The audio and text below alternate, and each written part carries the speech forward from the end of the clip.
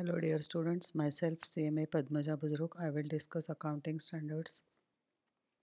Go to study note number 5, accounting standards. I will discuss AS17. AS17 is on segment reporting.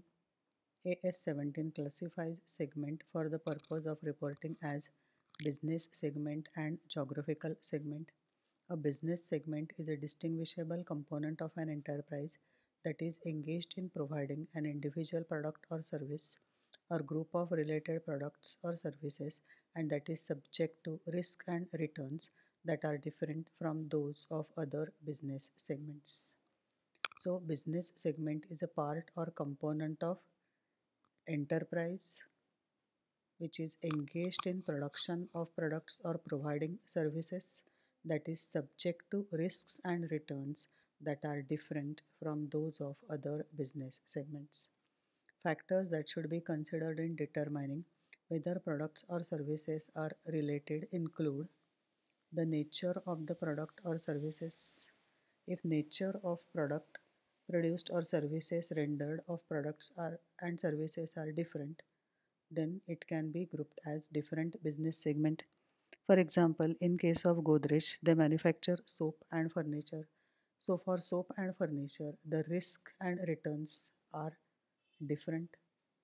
So you can consider those two business segments as different business segments. The nature of the production process. Some production need mechanical process while some production need manual process. So risks and returns are different for these processes. So they are different business segments, separate business segments. The type or class of customers for the product or services. Customers class and types are different for different products. Some customers are business customers, business class customers. Some customers are normal customers. The method used to distribute the products or provide the services. There are various methods for distribution of products. For example, only postal or online or through agents. So depending upon the methods used to distribute the product, risks and returns are also different. And if applicable, the nature of regulatory environment, for example, banking, insurance, and public utility.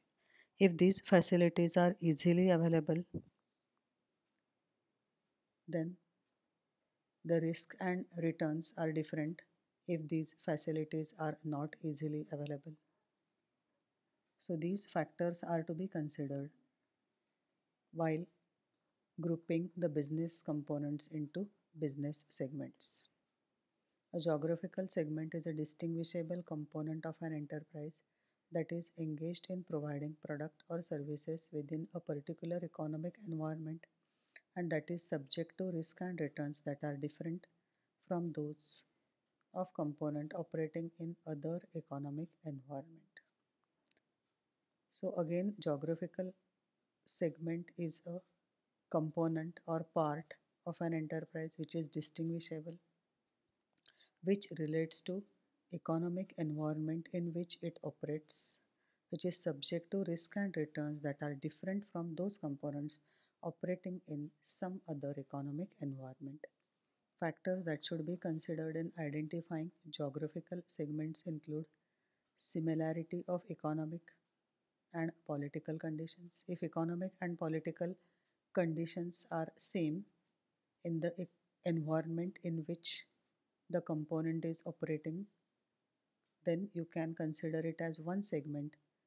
If economic and political conditions are different, then risk and returns are different, and it is to be considered as a separate segment.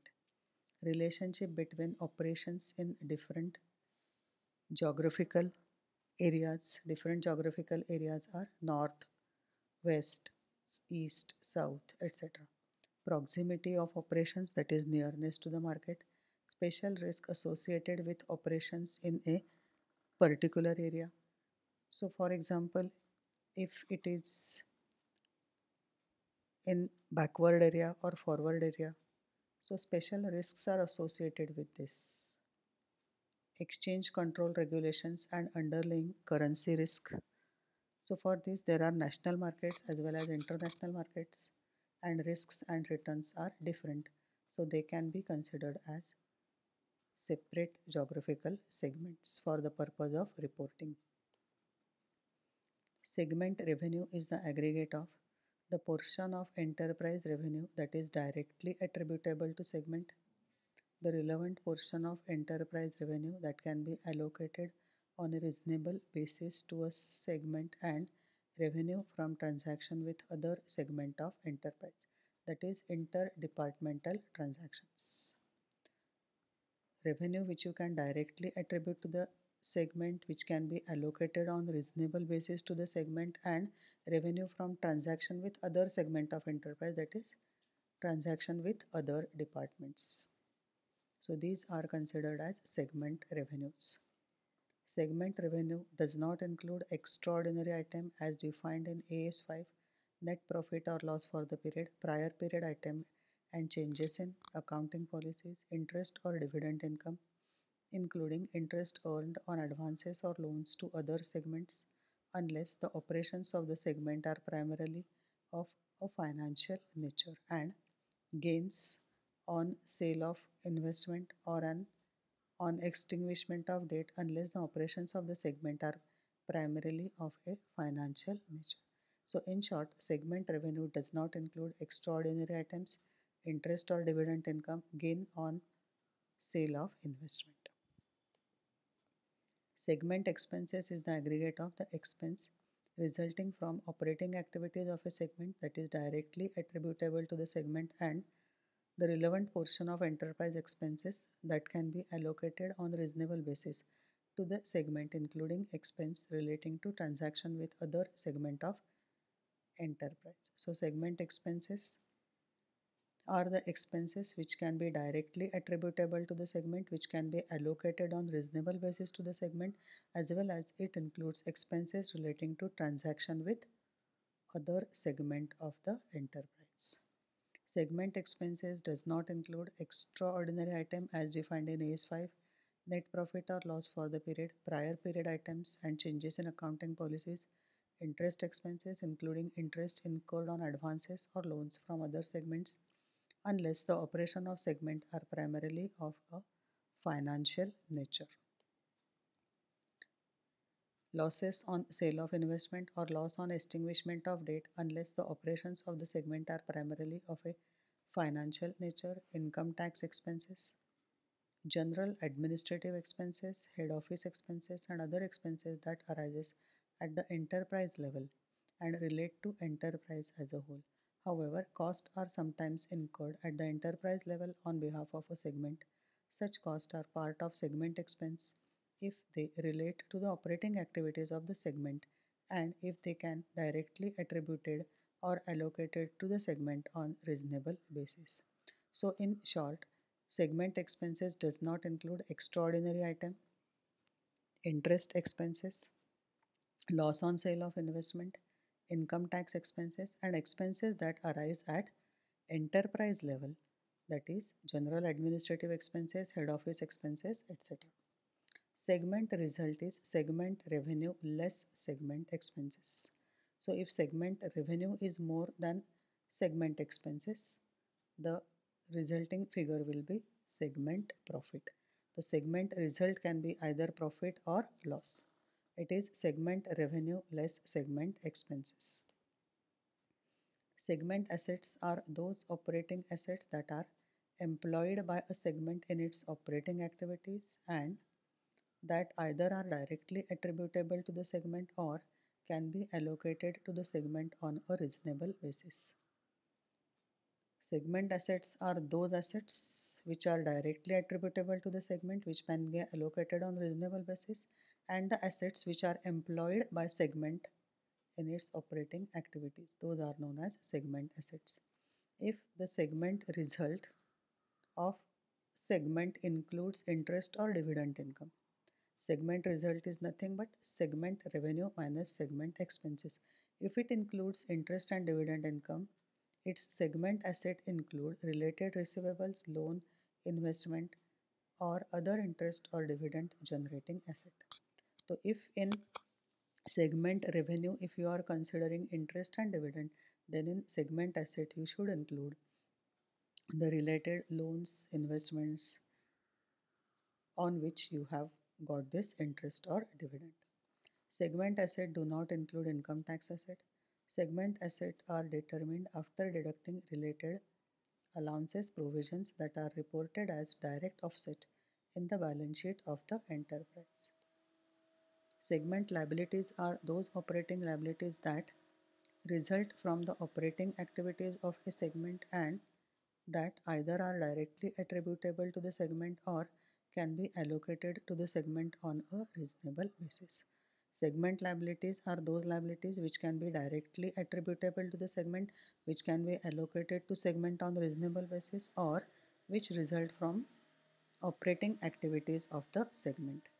If the segment result of a segment include interest expenses, its segment liabilities include related interest bearing liabilities.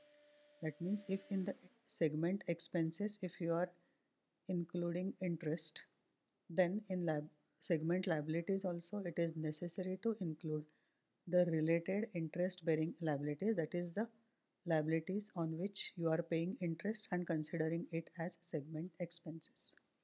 Segment liabilities do not include income tax liabilities. Segment accounting policies are the accounting policies adopted for preparing and presenting the financial statement of enterprise, as well as those accounting policies that relate specifically to segment reporting. Now we'll see reportable segments, that is which segments are reportable. First test is qualifying test.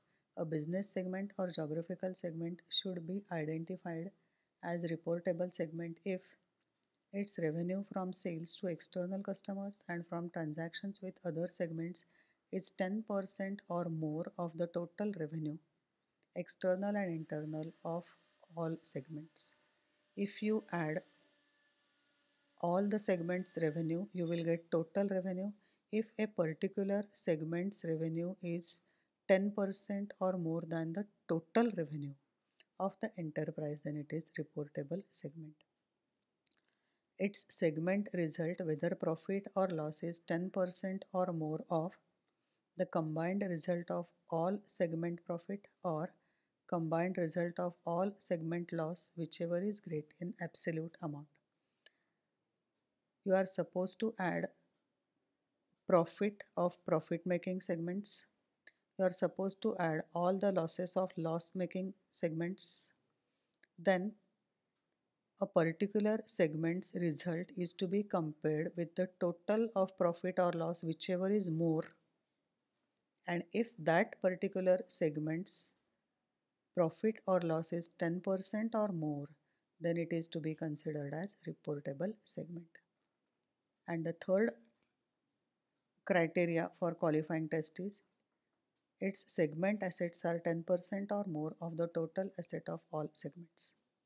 Add all the assets of the segments and particular segments percentage of assets is 10% or more of the total assets of all the segments, then it is to be considered as reportable segment. Qualifying test, in this you are having three tests: revenue test, result test, and asset test. Next is management choice. A business segment or geographical segment which is not a reportable segment may be designated as reportable segment despite its size at the discretion of the management of the enterprise. If that segment is not designated as a reportable segment, it should be included as an unallocated reconciling item. So even if the segment is not a reporting segment as per the qualifying test, if it disqualifies in all the three tests, revenue, result, and asset test, but still it can be considered as reportable segment at the discretion of the management. Next test is 75% test. If total external revenue attributable to reportable segment constitutes less than 75% of total enterprise revenue, Additional segment should be identified as reportable segment if even if they do not meet the 10% until at least 75% of total enterprise revenue is included in reportable segment. Now supposing if four segments are reportable segments as per revenue test, and if their revenue is lesser than 75% of total enterprise revenue, then some of the segments can be considered as reportable segments even if they do not meet the 10% criteria until at least 75% of total enterprise revenue is included in reportable segment. So these are the various tests for determining reportable segments. Now we'll see disclosure requirement. An enterprise should disclose the following for each reportable segment.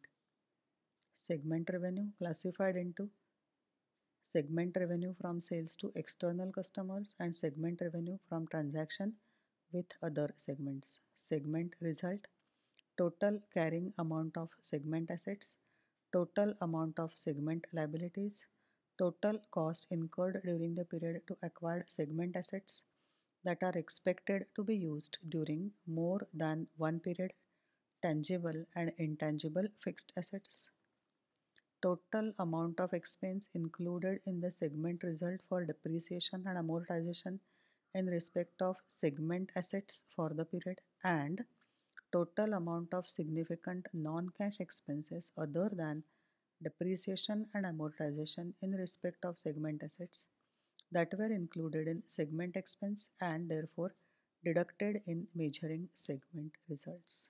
So these are various disclosure requirements for each and every reportable segment: segment revenue, segment result, segment assets, segment liabilities, cost incurred for acquired segment assets during the particular period, then depreciation and amortization included in segment expenses, and other non-cash expenses other than depreciation and amortization included in segment expenses.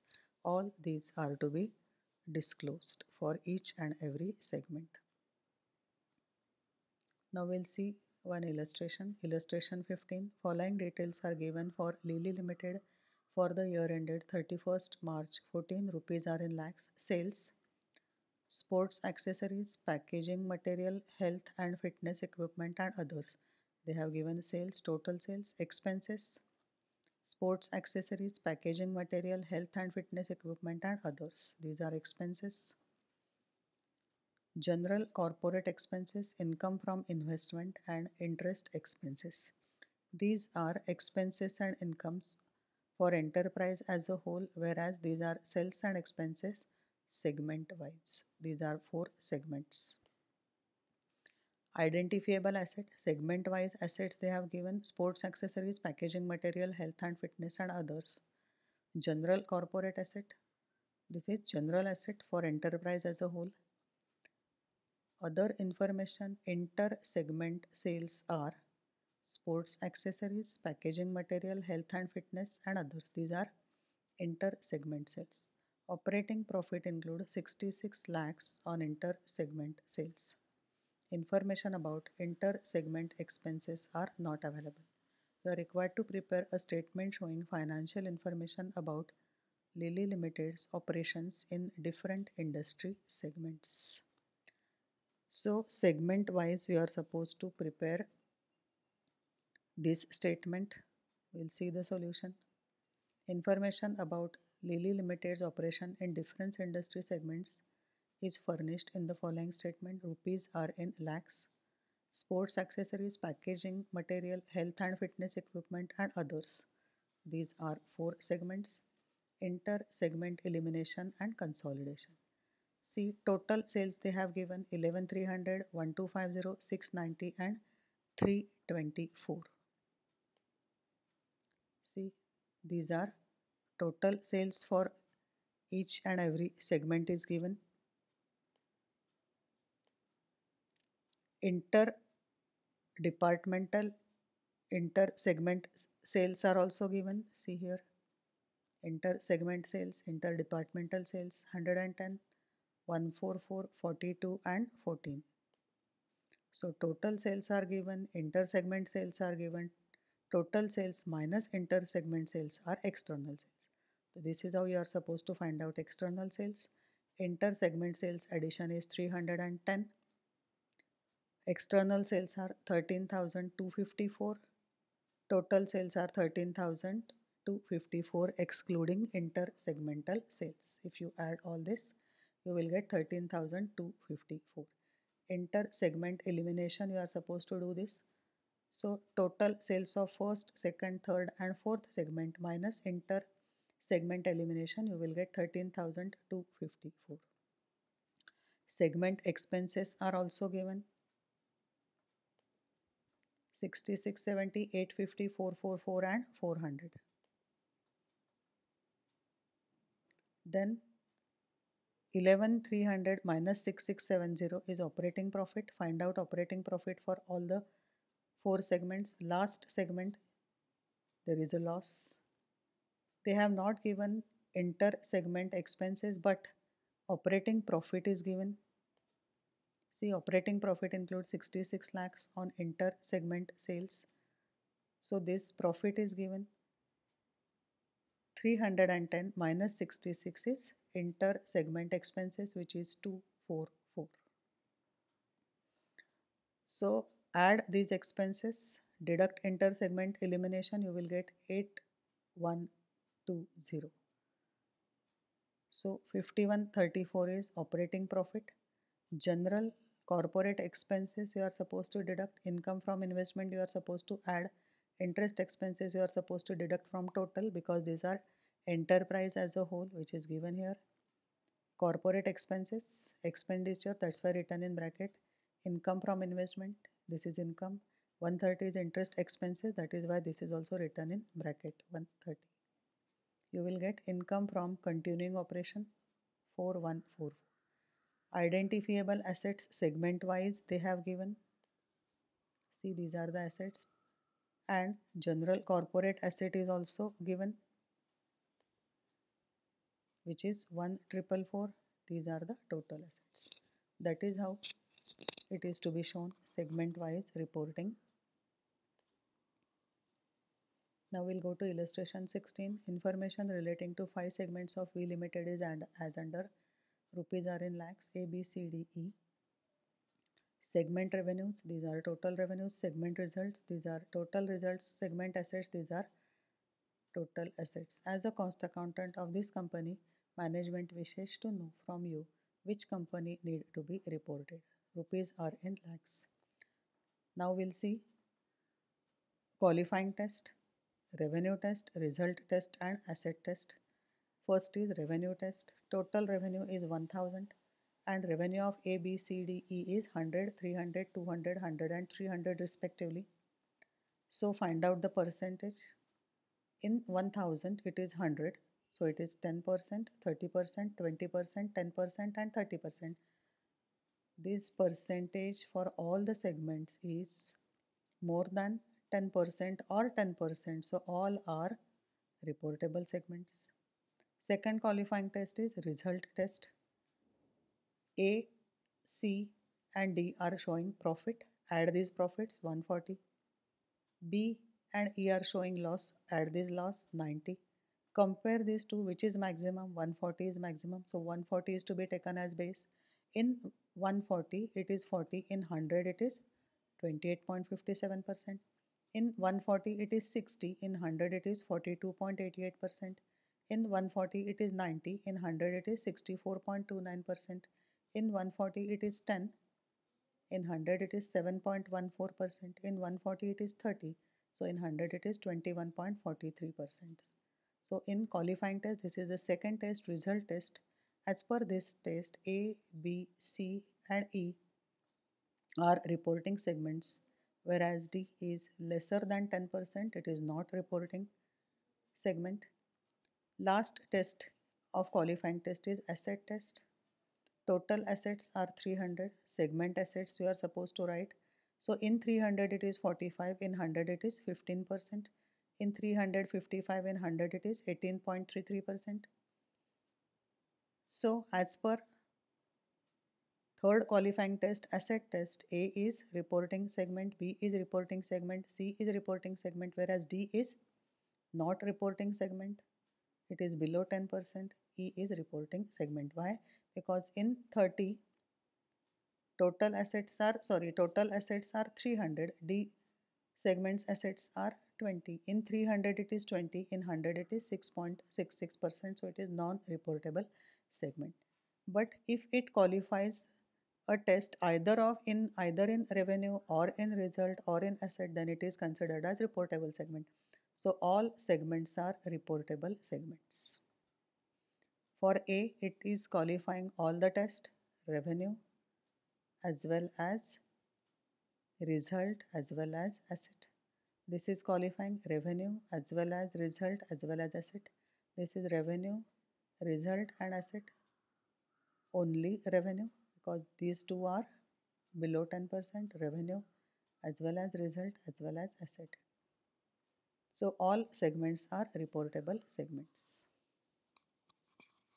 Now we'll see IND AS 108, Indian Accounting Standard, IND AS 108, operating segments.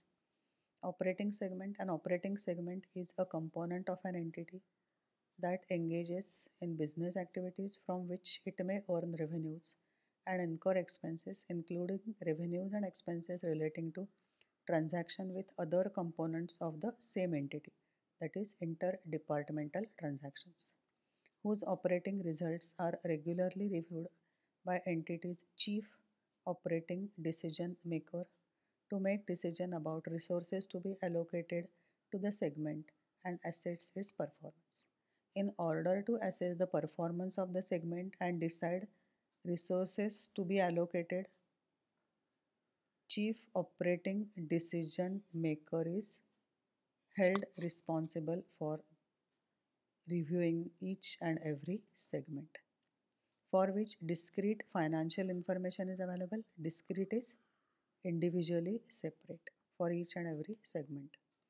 An operating segment may engage in business activities for which it has yet to earn revenues. Not every part of entity is necessarily an operating segment or part of an operating segment. For the purpose of this IND AS, an entity's post-employment benefit plans are not operating segments.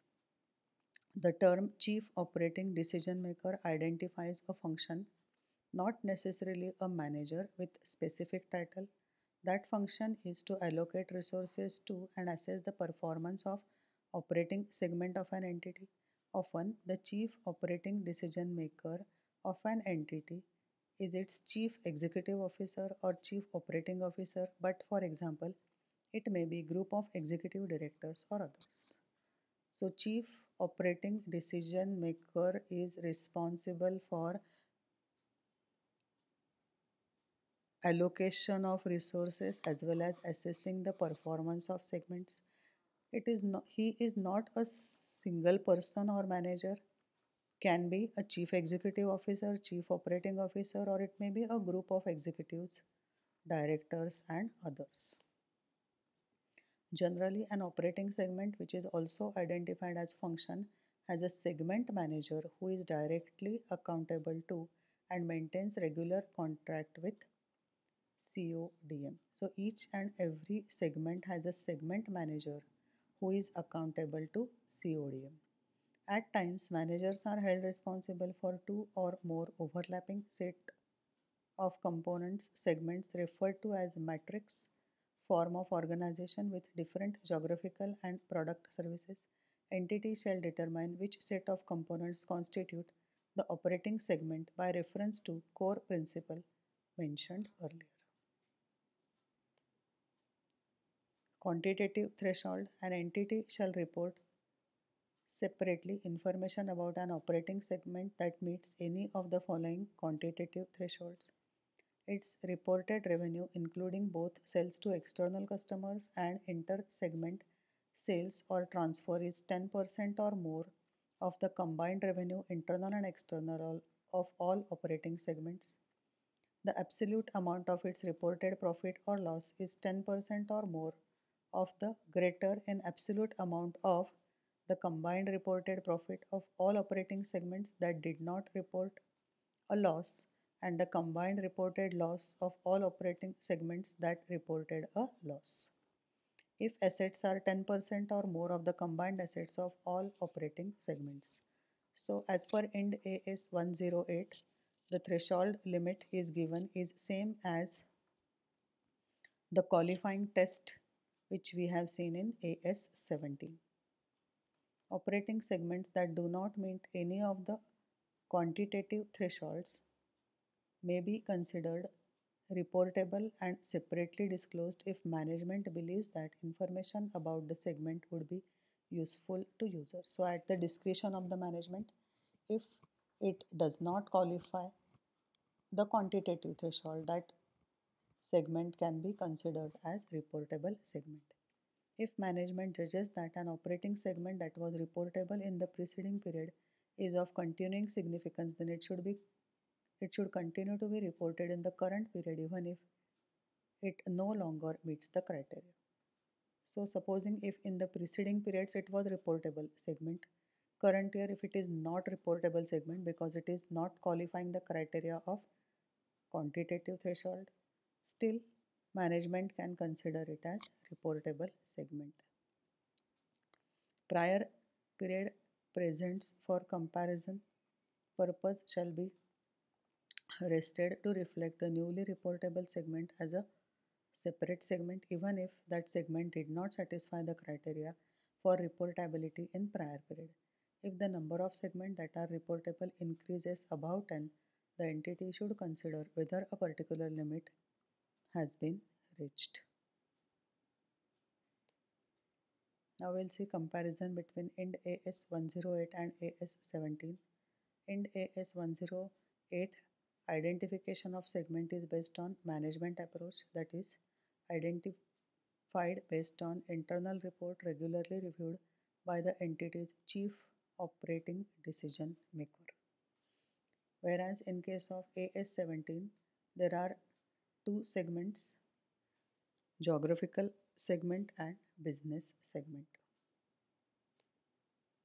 In this particular video, we have seen AS 17 segment reporting, Ind AS 108 operating segment, and comparison between AS 17 and Ind AS 108. Thank you.